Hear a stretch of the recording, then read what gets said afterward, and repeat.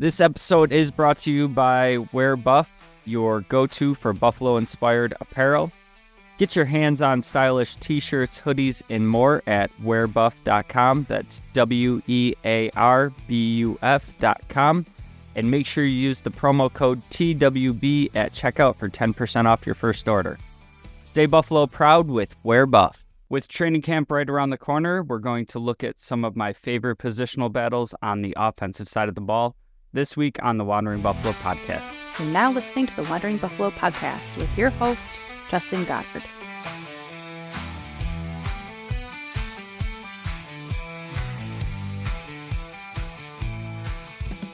Bills Mafia, welcome into another episode of the Wandering Buffalo podcast, a show on the Buffalo FamBase podcast network. My name is Justin, and I will be your host today, and this show is brought to you by Wear Buff. Awesome t-shirts, hoodies, hats, all kinds of stuff going on over there. New designs coming out all the time, so make sure you're checking out Wear Buff. We have links to Wear Buff right on our website, wanderingbuff.com. Also some off-season articles we've been working on, some other stuff on there, highlight videos, all kinds of cool stuff. So make sure you're checking those out. Today we are going to start talking training camp, and I know we're in the part of the off-season where everything feels so far away. We're kind of in the dog days where nothing's really happening. You know, we basically have the roster set. We've talked about the roster. We've seen projected depth charts. We've seen the projected cuts. We've done the projected cuts. This is the time of the year where you pretty much don't want to see your team in the headlines at all because nothing really happens transaction-wise or anything like that. You end up this time of the year getting, who's getting in trouble and things like that, off-season training injuries. But no real, roster changes, pretty much until we get into training camp and we start seeing, some live reps happen. That being said, it does still feel so far away, but training camp is right around the corner. We're, just a couple weeks out from the Bills opening up training camp. I will say the training camp at Fisher and Rochester, I will be in attendance on the 25th. So see me, say hi to your boy, be watching, hanging out. But yeah, like I said, we're about 2 weeks away from that. So I wanted to kind of take the time to start looking at some of the position battles. This week I'm going to talk on the offensive side of the ball. Next week we'll cover the defensive side of the ball. And what I think is kind of fun about doing this exercise this year is we actually have a decent amount of overturn on the roster. Yes, tons of players still coming back, pretty obvious starters in depth in a lot of positions. But kind of for the last 4-ish years, pretty much as long as I've been doing this podcast, we've been pretty well running it back with the same team. And we see all the core guys, the Trey Whites, the Poyers, the Hydes, these guys that are going to be, absent from the team now. That a lot of the position battles weren't all that interesting. It was kind of more can this draft pick slot in and make an impact and, attacking one position or, taking big swings in free agency. This year is, to me, a lot different of a feel. And some of these camp battles are interesting to me now, but they're kind of more interesting as we go forward, and hopefully as I get into it, that'll kind of make sense. But just going to kind of dive right in. The quarterback position, no intriguing training camp battles here. I guess maybe throughout the preseason, do we see anything from Shane Buechele that he could be, a long-term number 2? I don't see that being the case. I think Mitch Trubisky's pretty locked in there. You brought him in to have that role. And Shane Buechele's kind of been his career has been, third string, practice squad, emergency quarterback type of guy. So I don't see anything really intriguing there. In the running back room, kind of the same story, but a little bit more interesting to me. And this one is more with the future implications. And obviously the room right now, the top three, James Cook, Ty Johnson, Ray Davis. And where this is interesting to me, and I'm gonna throw this out there way in advance, I am not looking forward to Bill's Twitter, Bill's social medias when James Cook contract comes up, especially if he has, a similar year to this year. The whole debate of paying running backs, all that, it's going to be a tough conversation, especially with the team that's been pretty tight against the cap. But I think something that could influence decisions when that contract comes up is kind of what we see from the running back room in this coming season. And not so much Ty Johnson, the greater extent being Ray Davis, and if he looks like he could kind of take over as a full-time back. I think Ty Johnson was great last year in limited touches. I think he's a great complement back.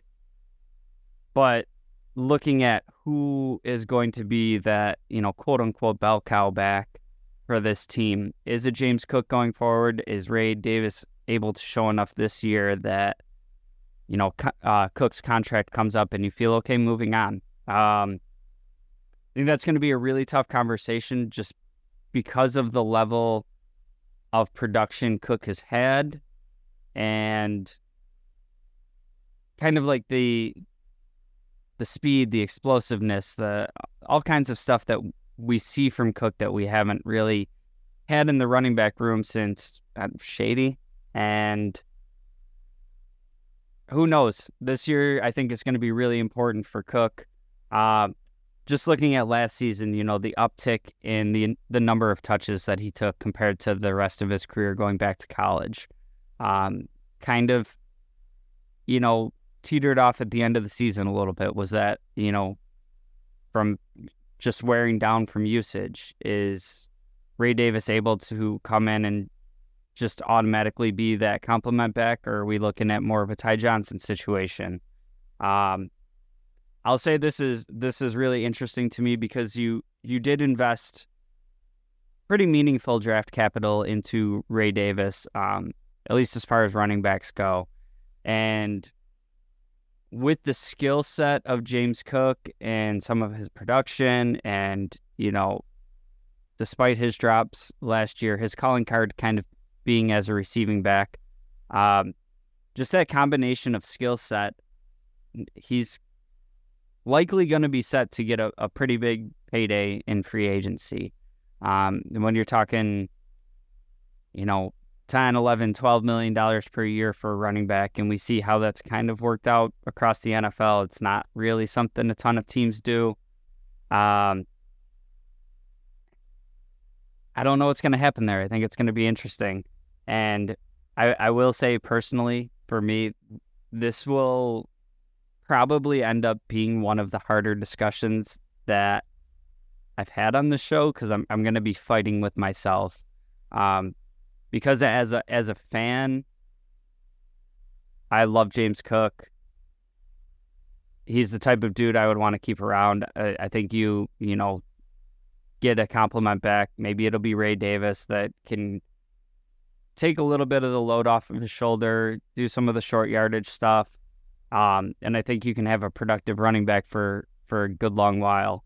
So I have that, which is going to be at constant odds with my,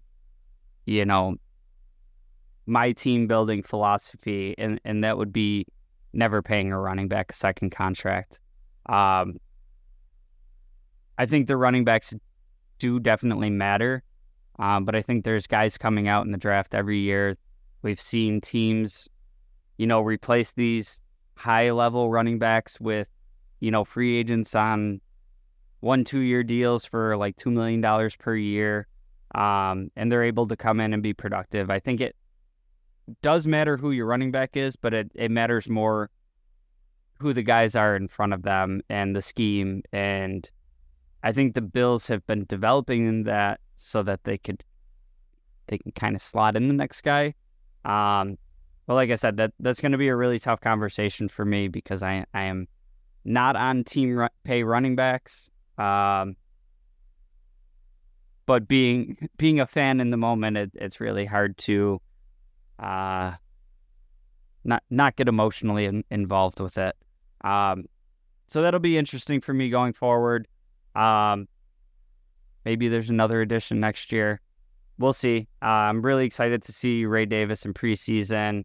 We got some other guys in the mix, Darrington Evans, Frank Gore Jr. They're going to get a ton of work during the preseason. So maybe they can, flash some skills, flash some tools that might make them some sort of option in the room going forward as well.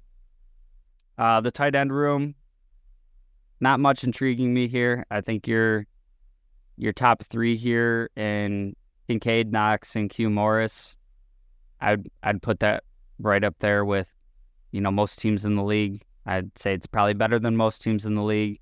And then, you got a couple of guys on the practice squad that are probably tight end 3 in most rooms. So I feel good about the tight end room. There's not much I'm watching for as we go through training camps. I guess I'll throw in there Kincaid heading into year 2. Just he had an awesome rookie year, and just kind of seeing the steps towards what next year is going to look like. Watching for health in that room. But other than that, not too much crazy going on in the tight end room. The other really interesting room to me is the wide receiver room. And at least offensively, I think this is kind of, I guess, the room where you'll see all kinds of prognostication and guessing and prediction on who's going to make the team. And really, when I'm looking at it right now, I have Coleman, Shakir, Curtis Samuel, and Matt Collins as roster locks. I think something dramatic would have to happen, perhaps an injury, for one of those guys to not make it. And Matt Collins is the one where I've had some discussions where I've gotten pushback about, like, oh, Matt Collins is a roster lock before MVS. And I think that what Matt Collins brings to the team, special teams wise, from a leadership perspective, he's been a captain of special teams. I think that's going to be valuable to the team. And we're talking kind of like the tail end of the depth chart receiver. This guy is not going to get 120 targets.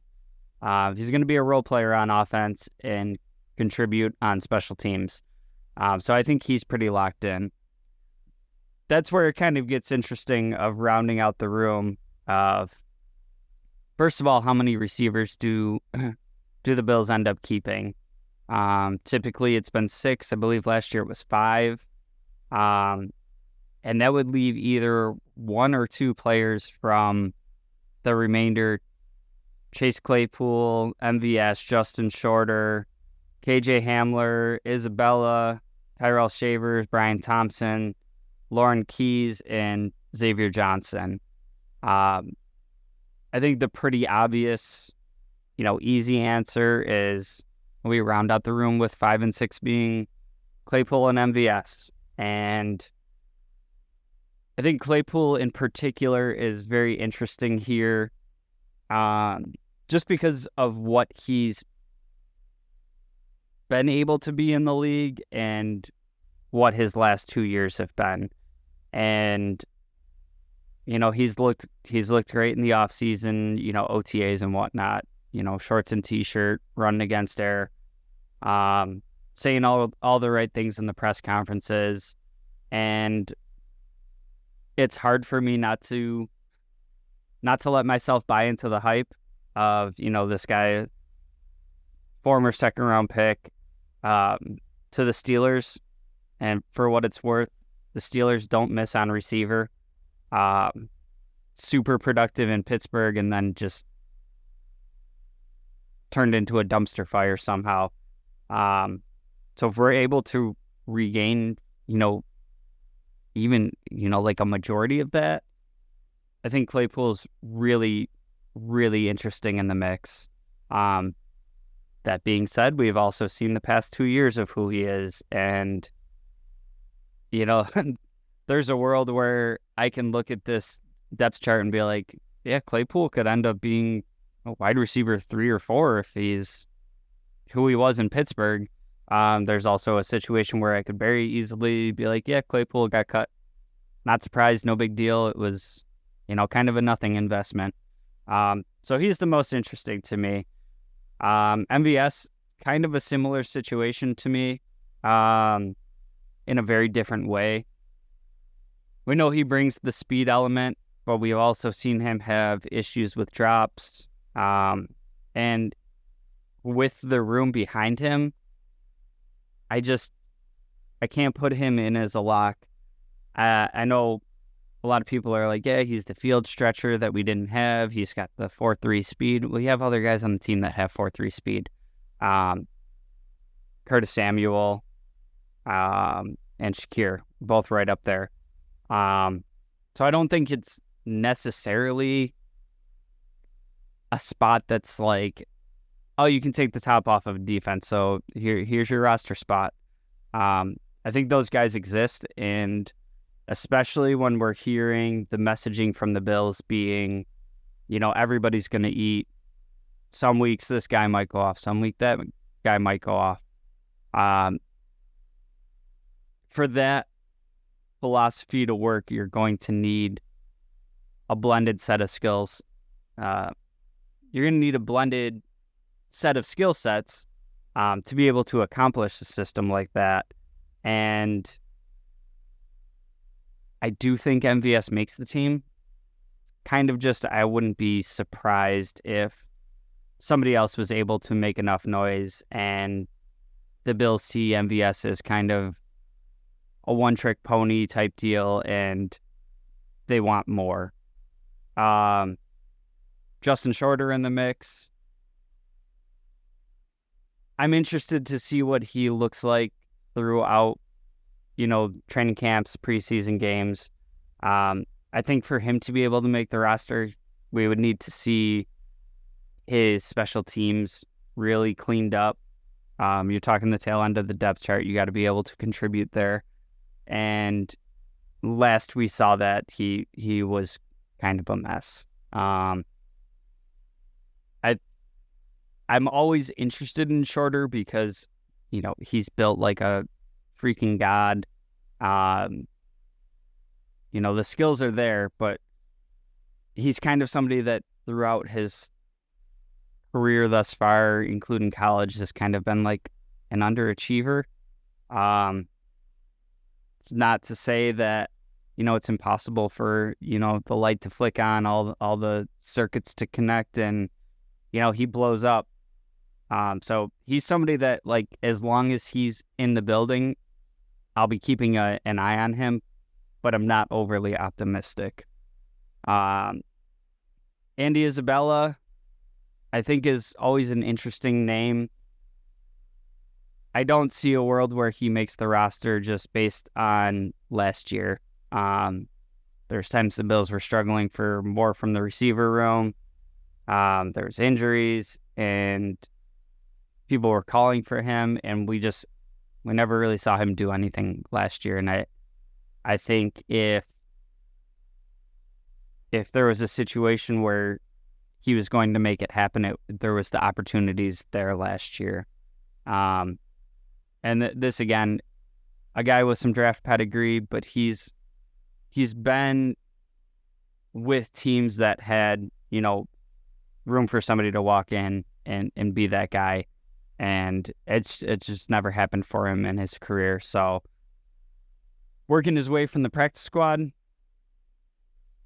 can he crack the roster? Maybe have some return duties that, eke him in, maybe. If anybody's going to do that, I think it's more the next guy, and that's KJ Hamler.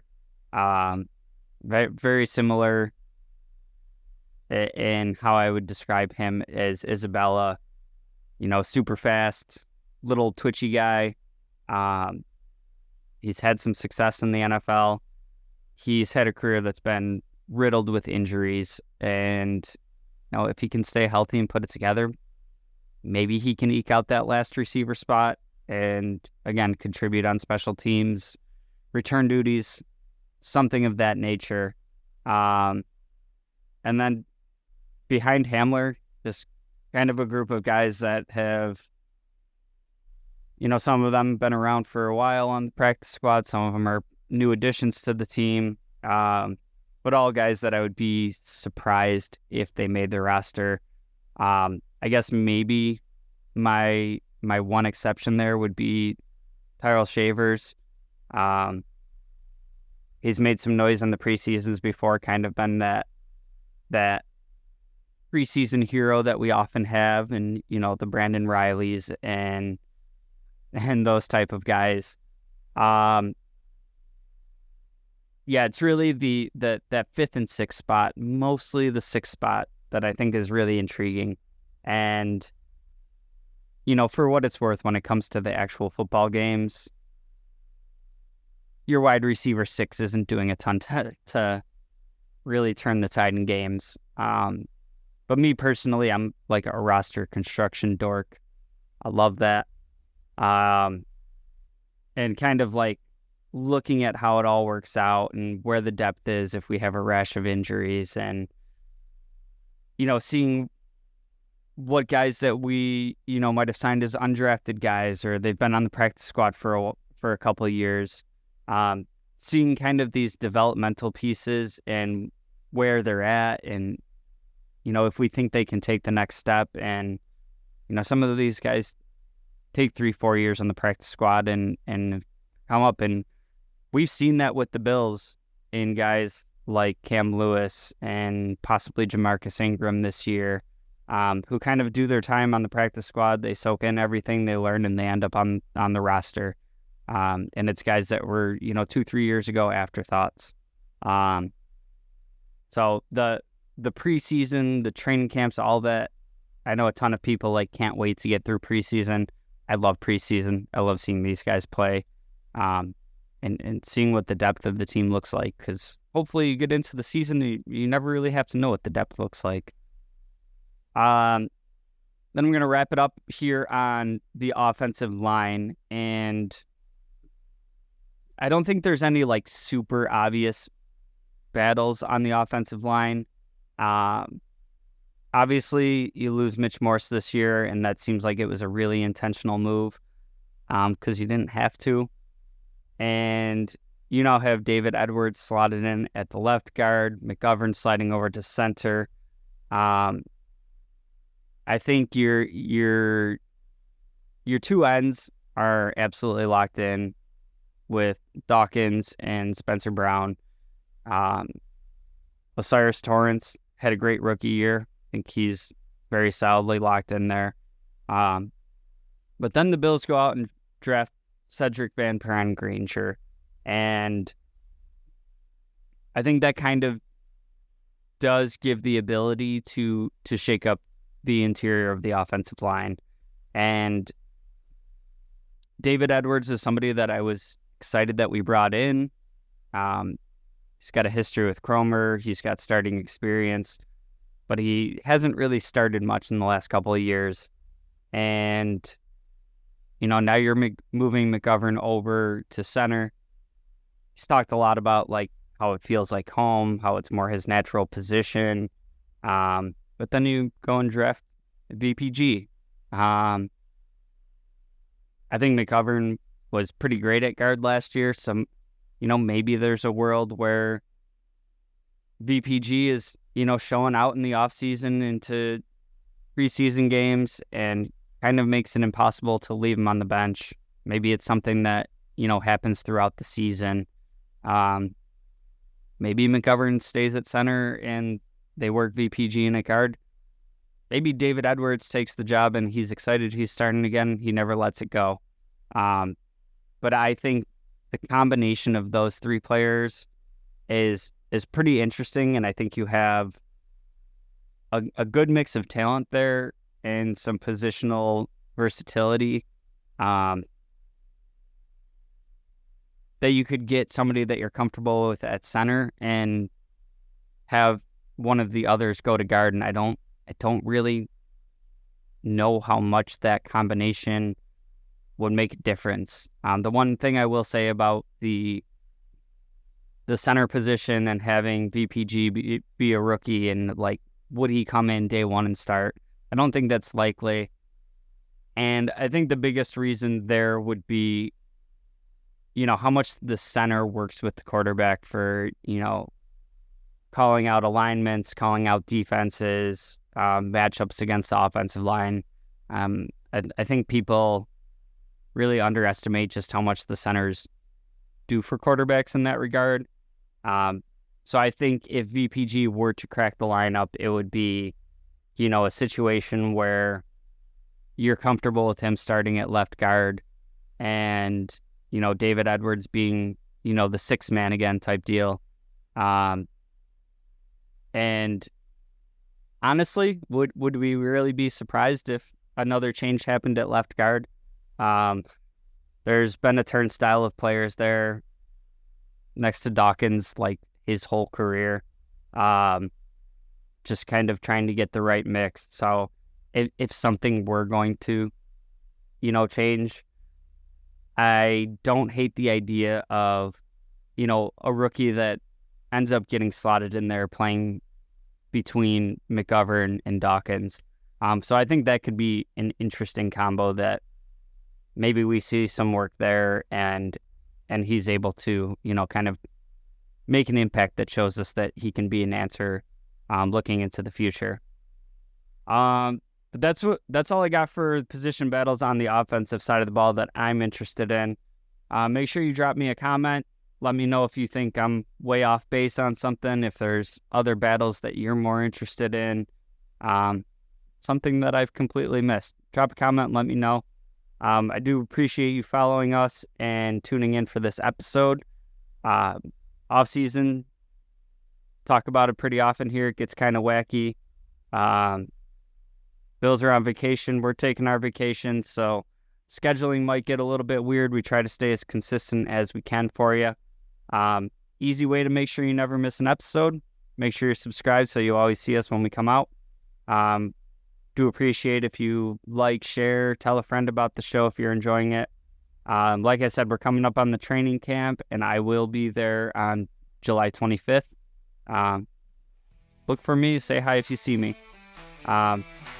That's going to do it for this week's episode. And as always, go Bill.